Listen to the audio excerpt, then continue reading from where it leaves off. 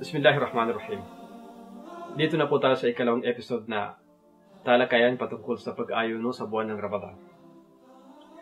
Ngayon naman po mga taga-subaybay, gusto kong ipaalam sa inyo, di kaya talakayin natin ang paksa patungkol sa tanong na kailan obligado ang pag-ayuno sa buwan ng Ramadan? Kailan ito naging obligado? Kailan naging obligado ang pag-aayuno sa buwan ng Ramadan? Lahat ng bagay may umpisa at may katapusan. Ganon din ang pag-ayuno sa buwan ng Ramadan. Meron itong umpisa at may katapusan. Kaya sa taong nagbabasa ng Quran, o di kaya tumitingin sa sunnah ng Prophet Muhammad sallallahu alaihi wasallam upang malaman ang pag-ayuno patungkol sa buwan ng Ramadan, ito'y makikita na ang buwan o di kaya ang pag-ayuno sa buwan ng Ramadan ay naging obligado sa dalawang dahilan lamang. Naging obligado ang pag-ayuno sa buwan ng Ramadan sa dalawang bagay. Unang bagay, ang pagkakita sa unang buwan nito. Ang pagkakita sa unang buwan ng Ramadan. Ang katunayan nito ay sinabi ng Allah subhanahu wa ta'ala sa banal na Quran, nabanggit natin, فَمَنْ شَهِدَ مِنْكُمُ الشَّهْرَ فَلْيَصُمْ. Sino man sa inyo ang makasaksi, makakita ng unang buwan ng Ramadan, kaya kinakailangan sa kanya na mag-ayuno. At sinabi sa hadith ng Prophet Muhammad sallallahu alaihi wasallam na nagmula kay Ibn Umar, pangalawang katibayan, sinabi ng Prophet, إِذَا رَأَيْتُمُوهُ فَصُومُوا وَإِذَا رَأَيْتُمُوهُ فَأَفْطِرُوا فَإِنْ غُمَّ عَلَيْكُمْ فَاقْدُرُوا لَهُ. Sinabi na dito na kapag nakita nyo ang unang buwan ng Ramadan, kayo ay mag-ayuno. At kapag nakita naman ninyo ang unang buwan ng Shawwal, pagkaraan ng buwan ng Ramadan, ay kinakailangan isawalang sa ninyo ang inyong pag-ayuno. Ibig sabihin, wala ng pag-ayuno. Yun ang una, yun ang katapusan. Sinabi niya, فَإِنْ غُمَّ عَلَيْكُمْ فَاقْدُرُوا لَهُ. Subalit kapag ang buwan na ito ay natakpan ng ulap, kaya hindi makita, kung gayon, ito ay inyong itakda. Ano ang pagtatakda?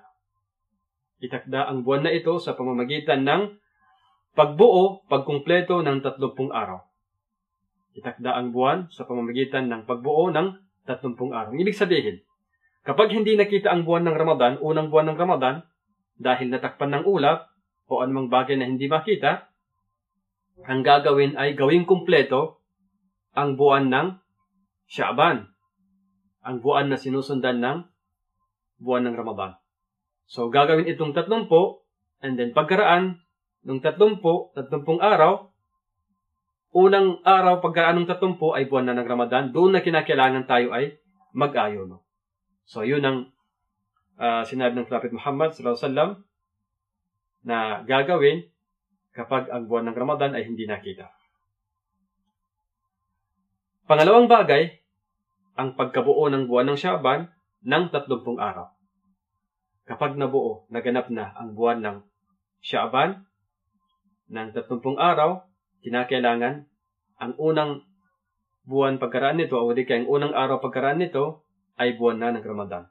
Sapagkat ang buwan na Hijra calendar, o di kaya tinatawag na lunar, ay hindi maaring lalagpas ng 30. Ibig sabihin, wala itong 31, hindi. Either 29, 29, or di kaya 30 lamang. Hindi tulad sa ibang kalendaryo, sa Miladiya, na may 31. Hindi, sa Hijra calendar, walang 31. Pagkaraan ng 30, kasunod noon ay ang kasunod na buwan. Kaya sa pagkabuo ng buwan ng Sha'ban ng 30 araw, kinakailangan sa sunod na araw noon ay buwan na ng pag-ayuno. Dahil kaya sinabi natin na ang Hijra calendar ay hindi maaring lalagpas ng 30 araw. Ang katibayan nito, sinabi ng sugo na Allah subhanahu wa ta'ala, ang buwan ay 29 na gabi. Ang buwan ay 29 na gabi. Kaya huwag kayong mag-ayuno hanggang sa makita ninyo ito. Kapag natakpan ng ulap at hindi ninyo makita ang buwan, kung gayon, gawing kumpleto ang bilang ng 30. Malinaw, mga taga-subaybay. Gawing kumpleto ang bilang ng 30 kapag hindi nakita ang buwan ng Ramadan. So, gawing kumpleto ang 30 bilang ang buwan ng Sha'ban na ito'y sinusundan ng Ramadan. So, yan po mga taga-subaybay kung kailan nag-uumpisa o di kaya kailan obligado ang pag-aayuno sa buwan ng Ramadan. Kasunod po dito mga taga-subaybay na talakayin natin patungkol sa buwan ng Ramadan, ang mga bagay na kumbaga ipinapahintulot na hindi mag-ayuno sa buwan ng Ramadan. Ang mga napahintulutan na hindi mag-ayuno sa buwan ng Ramadan. Sino-sino ang nataong ito? Sinabi ng Allah subhanahu wa ta'ala, فَمَنْ كَانَ مِنْكُمْ مَرِيضًا أَوْ عَلَى سَفَرٍ فَعِدَّةٌ مِنْ أَيَّامٍ أُخَرٍ وَعَلَى الَّذِينَ يُطِيقُونَهُ فِدْيَةٌ طَعَامُ مِسْكِينٍ. Ang kahulugan ng talatang ito sa Banal na Quran, sinabi niya, kung sino man sa inyo ang may karamdaman, o naglalakbay, mangyaring ipagpaliban ang pag-ayuno. Maaring ipagpaliban ang pag-ayuno at ang mga nakatakdang araw na hindi na pag-ayunuhan ay dapat na mabayaran sa mga ibang araw. Kinakailangan mabayaran ito. Sino? Sa taong may karamdaman at sa taong naglalakbay. At sa kanila na mga mahihirap o di kaya nahihirapan mag-ayuno, magbabayad ng pagpapakain. Sa taong nahihirapan na mag-ayuno kahit na hindi naglalakad, hindi naglalakbay, at walang karamdaman, pero nahihirapan siya dahil sa sobrang pagiging matanda niya. So anong gagawin? Magbabayad ng pagpapakain ng isang nangangailangan. Isang mahirap sa bawat isang araw. So makikita dito mga taga-subaybay, ang tuntunin sa mga taong napahintulutan na hindi mag-ayuno. Ang may sakit, may karamdaman, o ang naglalakbay, o ang taong nahihirapan na mag-ayuno dahil sa sobrang katandaan o di kaya dahil sa meron siyang sakit na wala nang pag-asa pang mabigyan ng lunas ito. Ito ang talatang katibayan sa paksang ito na ang mga napahintulutan hindi mag-ayuno sa Ramadan ay ang mga may karamdaman, ang naglalakbay, at ang nahihirapan mag-ayuno ng paghirap na hindi na kayang isagawa ito, tulad ng mga matatanda, ang mga babaeng nagdadalang tao, at ang mga nagpapadede, at ang mga iba pa na nasa kalagayan nila. Kaya ang babaeng nagregla, o di kaya may buwan ng dalaw, o di kaya ay nagdudugo dahil sa bagong panganak, sila ay obligadong hindi mag-ayuno. Ibig sabihin, wala sa kanila ang pag-ayuno. At hindi tatanggapin sa kanila kung sila ay mag-ayuno. Subalit kapag wala na ang kanilang regla, o di kaya wala na ang kanilang dugo sa dahilang bagong panganak, kinakailangan bayaran ito. Ito ang mga taong napahintulutan na hindi mag-ayuno sa buwan ng Ramadan. Ganun pa man, may mga ibang tuntunin patungkol sa taong may karamdaman tungkol sa pag-ayuno. Ito ay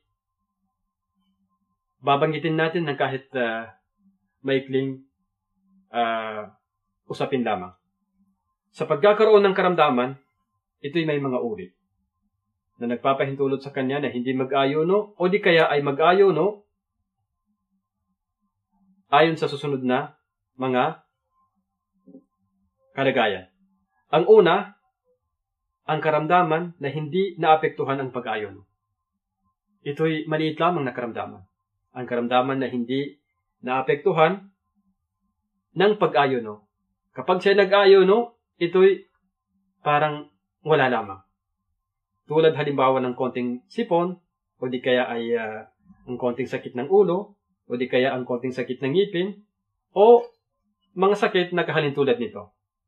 So sa ganitong kalagayan ng tao, nararapat sa kanya na mag-ayuno. So hindi lahat ng may karamdaman ay hindi na mag-ayuno. Kapag ang sakit na ito hindi rin nakaka-apekto sa pag-ayuno sa Ramadan, kinakailangan siya ay mag-ayuno. Tulad ng namagit natin na konting sipon, konting sakit ng ulo, konting sakit ng ngipin. So, kinakailangan sa tao na ito na mag-ayuno. Pangalawang bagay, o di kaya pangalawang uri ng sakit, kapag naging mahirap sa kanya ang pag-ayuno. Subalit, hindi naman ito naging dahilan upang siya ay mapipinsala kapag siya ay nag-ayuno. Kapag naging mahirap sa kanya ang pag-ayuno, subalit hindi naman ito nakakapinsala sa kanya. Sa taong ganito ang kalagayan, ano ang kanyang gagawin? O di kaya anong hatol sa kanya ng Islam? Makruh sa kanya. Ibig sabihin, kasuklam-suklam sa kanya ang pag-ayuno. At nararapat sa kanya na hindi mag-ayuno. Ang pangatlong uri ng sakit ay kapag naging mahirap sa kanya. Naging mahirap sa kanya at ang pag-ayuno na ito ay nakakapinsala sa kanya. Tulad ng isang lalaki na may karamdaman na sakit sa bato, o di kaya ang lalaking may karamdaman na diabetes, o mga katulad pa nila. So sa kanila ang hatol ng Islam sa taong mga ganitong kalagayan, bawal sa kanila ang mag-ayuno. Bawal sa kanila ang mag-ayuno. Ito ang nabanggit na mga ilang may kaalaman sa Islam patungkol sa taong may sakit, patungkol sa kanyang pag-ayuno, kung siya ba ay mag-ayuno, o di kaya hindi siya mag-ayuno, o di kaya ano pa mang bagay. So dito po natin tatapusin ang paksang ito. Sa susunod na episode, talakayin natin, o di kaya susundan natin ang talakay natin sa paksang pag-ayuno sa buwan ng Ramadan. Assalamualaikum warahmatullahi wabarakatuh.